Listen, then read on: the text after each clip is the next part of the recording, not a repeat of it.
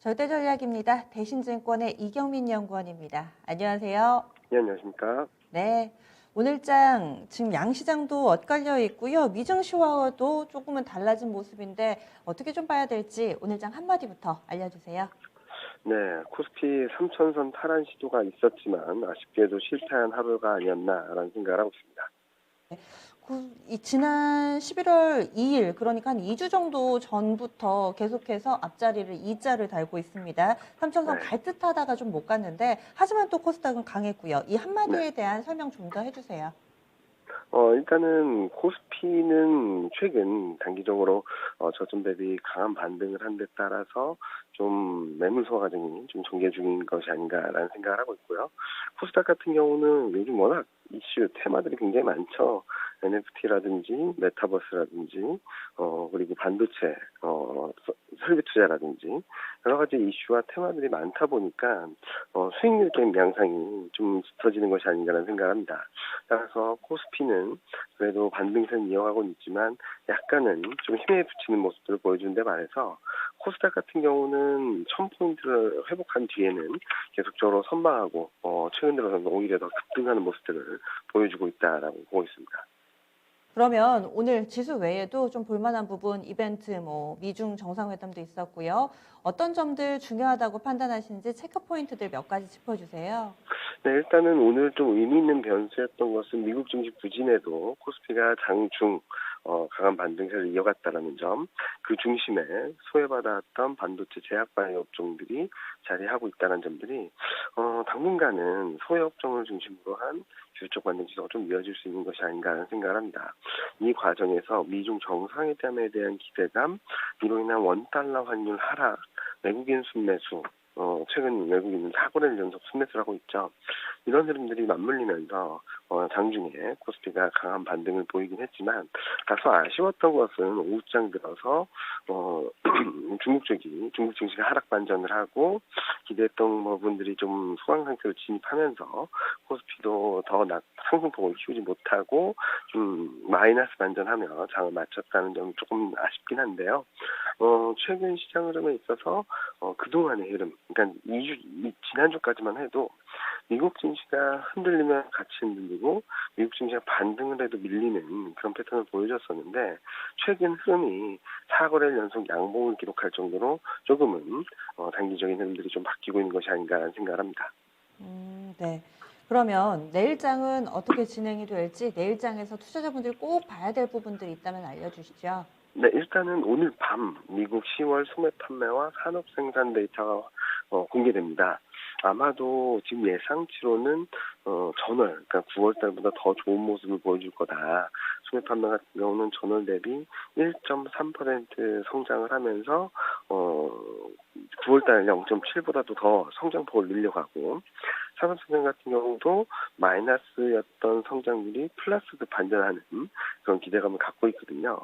그래서 오늘 밤에 발표되는 이 경제 지표에 따라서 향후 단기적인 반등 시도가 좀 더 이어질지 아니면은 조금 물러섰다 다시 갈지 좀 결정이 될 수 있다라고 생각합니다.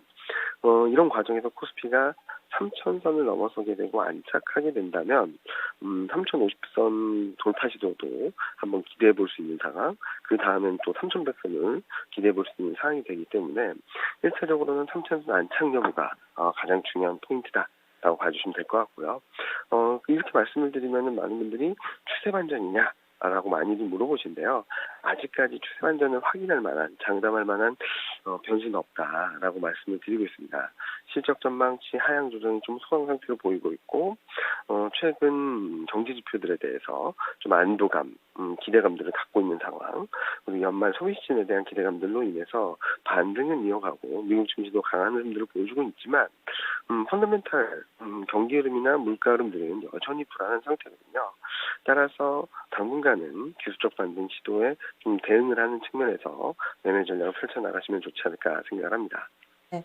보니까 10월 마지막 날 이 시간 절대 전략 함께 해주셨더라고요. 한 3주 정도 됐는데 당시의 전략으로는 반등 시 비중 축소를 하자, 그리고 시장을 약간 보수적인 시각으로 봐주셨는데 그때와 현재 시장을 보는 시각에는 변화가 없으세요?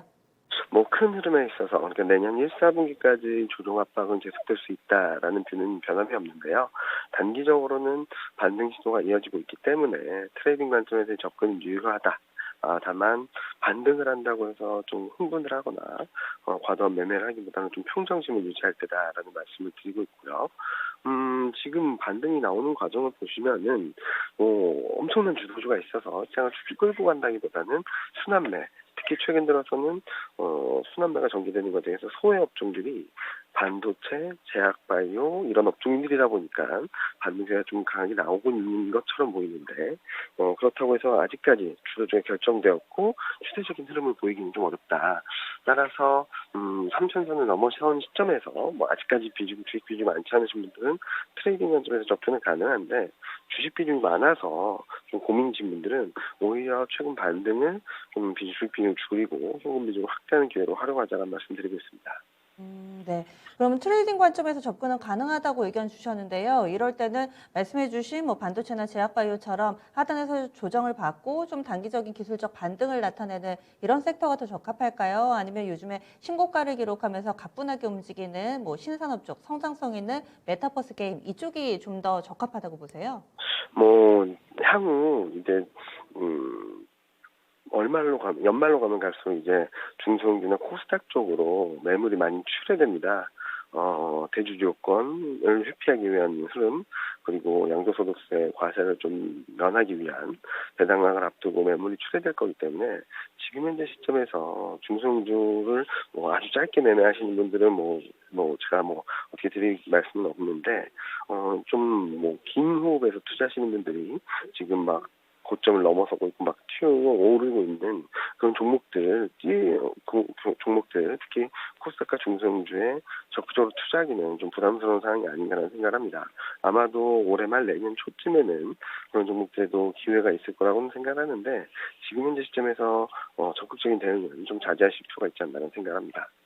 마지막으로 한 가지만 더 여쭤볼게요. 지금 2시 구간대에도 계속해서 속보가 나왔던 내용인데 미중 정상회담이 끝나고 나서 그 이후의 회의 내용이 이제 하나 둘씩 공개가 되고 아직 종합 기사는 좀 나오지는 않은 상황인데요. 이런 부분들 뭐 해석에 따라서 시장에 영향을 미치거나 하지는 않을까요? 오늘 시장에는 사실은 큰 영향은 없었잖아요. 어떻게 보세요? 일단은 미중 정상회담에서 어떤 무역 협상이라든지 경제적인 영향을 줄 만큼의 변수가 있다면 영향이 있겠죠. 그렇지만 실질적으로 정상회담 내용을 확실하게 오픈하지 않은 상황에서 여러 가지 뉴스들에 의해서는 심리적인 변화는 있겠지만 시장의 방향성을 바꿀 만큼의 변화가 있을까라는 생각을 하고 있습니다.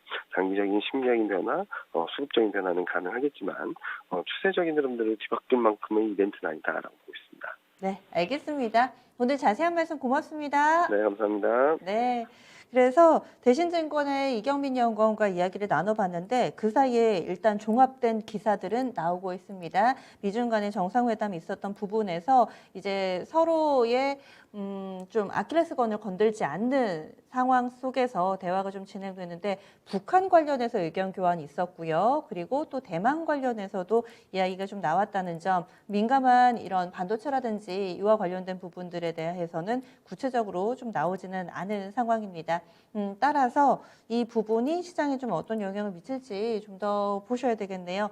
제한적인 영향일 것이다. 이경민 연구원은 일단은 이렇게 이야기를 하고 있습니다. 시장 전반에 있어서는 반등 시 비중 축소 의견을 여전히 유지를 했고요. 일정 부분만 단기 트레이딩에 활용하자라는 것이 이 팁이었습니다. 그와 관련해서도 좀 단기 매매 하시는 분들은 이 부분은 또 테마주의 논리가 있을 테고요. 조금은 중장기적으로 주식 투자 꾸준히 하시는 분들은 내년을 바라보면서 바닥권 내에 있는 바이오, 제약 바이오 섹터, 반도체하고 제약 바이오 섹터 반등세를 노려보는 트레이딩 전략 관점에서 주식을 좀 활용해보자라는 의견까지 들어봤습니다.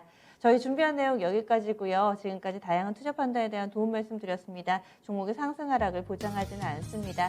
부목 진단은 이어지는 진짜 쉬운 진단 시간 여러분들의 눈높이에 맞춰서 친절하게 상담해 드릴 테니까 언제고 문 두드려 주시고요. 전 여기서 인사드릴게요.